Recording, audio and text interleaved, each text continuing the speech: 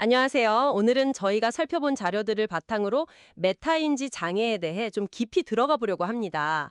이게 또 사회 지능과 어떻게 연결되는지도요? 혹시 내 생각이나 다른 사람들과의 소통 방식 이런 거에 대해 궁금했던 적 있으시면 오늘 이야기 특히 더 귀 기울여 보시면 좋을 것 같아요. 먼저 전문가님, 이 메타인지 장애라는 거요. 이게 정확히 뭔가요? 좀 생소한데요? 네, 그게 간단히 말하면요.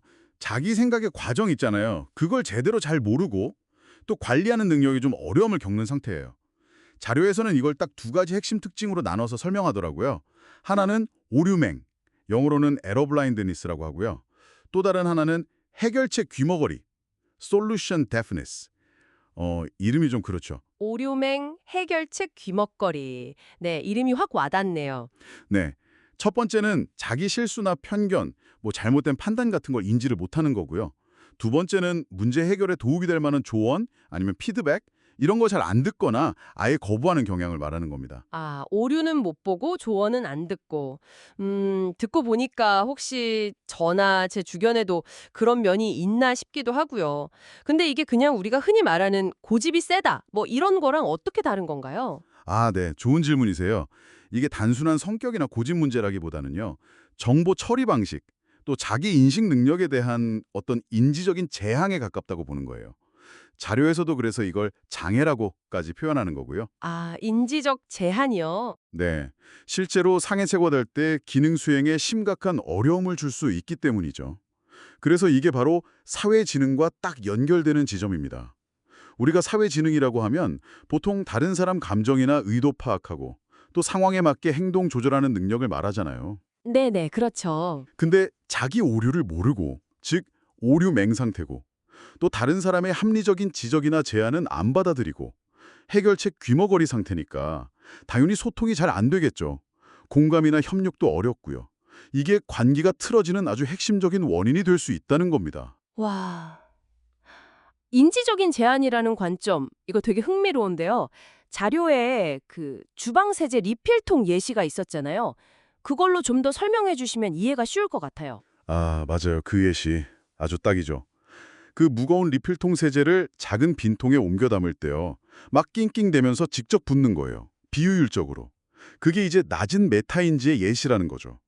이게 막 흘리고 힘들다는 문제점을 잘 인식 못하거나 아니면 알면서도 그냥 외면하는 거. 이게 오류맹이고요. 아, 네. 옆에서 누가 보고 아이고 그거 그냥 다른 컵 같은 걸로 조금씩 떠서 옮기면 편해요. 이렇게 조언을 해줘도 아 괜찮아요 하면서 자기 방식을 고수하는 거. 이게 바로 해결책 귀머거리인 거죠. 하하. 네, 눈에 선하네요.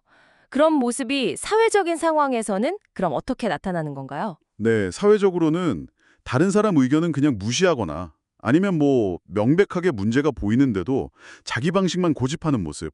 그런 식으로 나타날 수 있죠. 그럼 반대로 메타인지가 높은 사람은 좀 다른가요? 네, 훨씬 다르죠. 메타인지가 높은 사람은 일단 그 문제 상황 자체를 좀 객관적으로 보려고 해요. 어떻게 하면 세제를 안 흘리고 편하게 옮길 수 있을까? 이렇게 딱 문제를 분석하고 작은 컵을 쓰든 깔때기를 찾든 다른 방법을 생각해 보겠죠.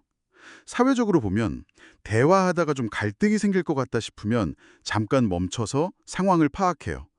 내 주장만 하는 게 아니라 상대방 입장도 생각하면서 대화를 좀 조율하려고 하고요.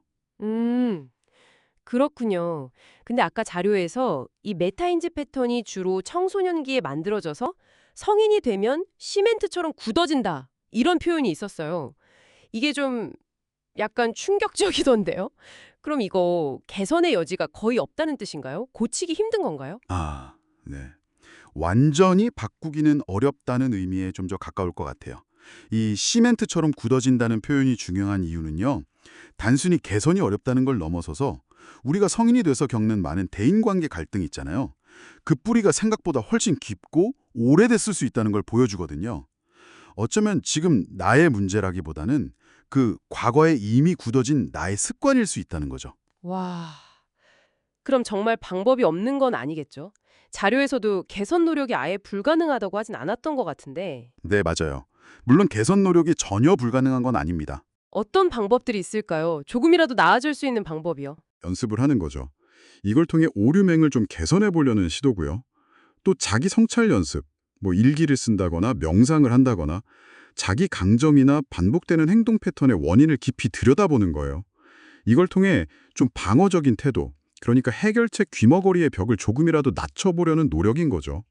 아주 새로운 경험을 하거나 때로는 뭐 큰 위기 상황 같은 게 고정된 사고의 틀을 깨는 계기가 되기도 하고요. 하지만 아까 말씀드렸듯이 워낙 어릴 때 형성된 기본적인 사고 패턴의 영향력이 커서요. 완전한 변화는 좀 어렵고 많은 사람들한테는 이게 어느 정도는 계속 제약으로 남는다. 이렇게 보는 게 좀 현실적일 것 같아요. 네, 정리해보면 메타인지 장애라는 건 오류맨과 해결책 귀머거리 이 두 가지 모습으로 나타나고 이게 개인의 어떤 사회 지능 그리고 관계 맺는 방식에 큰 영향을 미친다는 거군요. 단순히 내가 뭘 잘못했는지 아는 걸 넘어서 다른 사람 피드백을 받아들이고 행동을 바꾸는 능력까지 다 포함하는 꽤 복합적인 개념이네요. 네, 맞습니다.